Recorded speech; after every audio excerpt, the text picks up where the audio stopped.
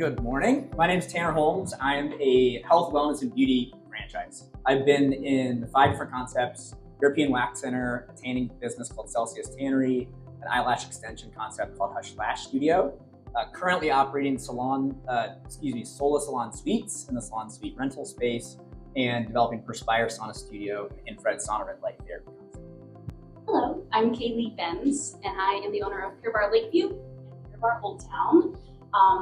I'm the one who started as the employee and made my way up to the top. My name is Sherry Mackesy, and I have a clinical background, but I'm affiliated previously with Bright Star Healthcare and that franchise system. Each of you can just tell a little bit about your franchising journeys and then answer the question about why you believe in the franchise model versus independent. So go ahead and tell your story. My network was mostly in the tanning industry, so I started connecting with people in that space, a lot of whom were divesting out of tanning into the beauty category. That's how I found European Wax Center, actually, and at the time I was doing diligence for the concept. The area development rights to Illinois, Iowa, Nebraska became available, which was a very, very great opportunity for me. So I was a 22-year-old kid that knew absolutely nothing about waxing. I graduated with a degree in dance. No experience in franchising or no exposure to franchising at all. I started working the desk at Pure Barre because if you're familiar with Pure Barre, it's a fitness bar concept studio. So I was like, this is something that's kind of related to my degree. I'll start there. And I worked as a receptionist for like 4 hours a week. It wasn't much. And then it grew from there. I grew from teacher, manager, and then the next progression into owner. I didn't choose franchising, I chose Pure Barre. And it's been about 10 years with the brand now. So I feel like I know it inside and out. I've been with every role. I've done every duty that I need to do. But to your question about why wouldn't I start my own like mom and pop fitness studio, if you're familiar with Pure Barre, it's a very niche workout, and I don't think that I have the like skills to develop my own fitness concept. I'm from a very small town in Georgia, and like I absolutely had the thought, especially during COVID, I was like, should I just like pack up and move to Georgia and like open this small fitness boutique in the middle of nowhere that has such a small audience that I can like really just expose them to this fitness idea that's new to this community. I know in my heart I would still be doing Pure Barre.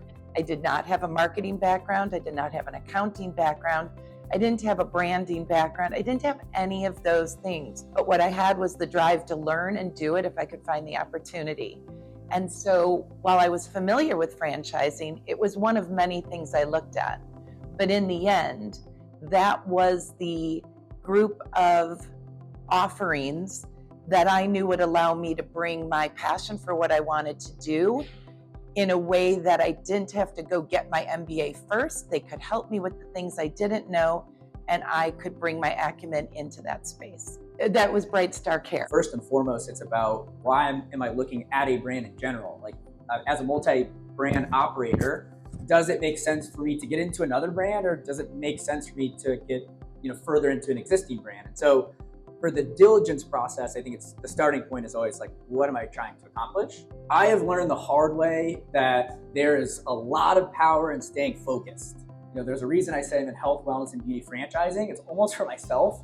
Like I need to set confines for myself. I love the quote, you can do anything you want, you just can't do everything. I love the discovery process. I get really excited about a lot of weird brands, but I can't do them all. And so for me, like, what are the 3 to 5 things I look for? It's got to fit what am I trying to accomplish, and it has to fit health, wellness, and beauty franchising. That's what I know, that's what I have built, and that's what my team is ultimately developed to do. I have also learned the power in identifying with the brand culture. That's not something I had done previously, and admittedly, I was never a customer of European Wax Center. I will likely never be a customer of European Wax Center. The culture to me was very important.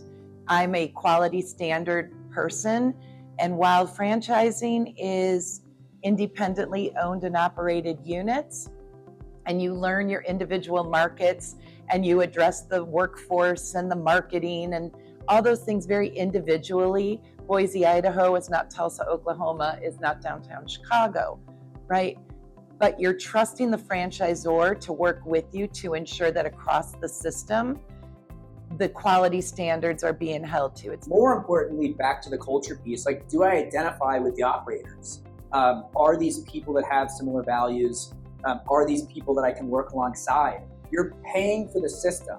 You may as well use it. And in concepts with $100 operators, you have 99 people doing the exact same thing as you, and you're playing on the same team if you see it that way. Not everybody sees it that way. So again, in these discussions in the diligence process with existing franchisees, if they're going to help you through the discovery process, they're likely going to help you when you're an actual operator. It's a give and take relationship. You have to give as much value as you receive. When I speak of value proposition, I tend to be referring to know not only the value of the franchisor, but know your own worth as well. Know your own value, because what I learned in franchising is the franchisor only grows and is as successful as the franchisees. So you are being vetted as a franchisee as much as the potential franchisee is vetting the franchisor.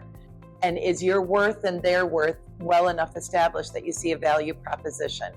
If this is where that franchisee wants to go, help them look at resources, resource allocation, and trusted advisors to walk with them on that journey. How do you want to spend every day of your life? Commit to that. And if it doesn't align with what you want to do and what you want to do every day, then like, it's not okay. And if you call the owner of any business and say, can I work in your business for free for 3 weeks? There aren't very many business owners that will tell you no. And you'll find out really fast whether you want to own that concept. If you think you're too good to work in one of the stores you anticipate to own, what does that say about you?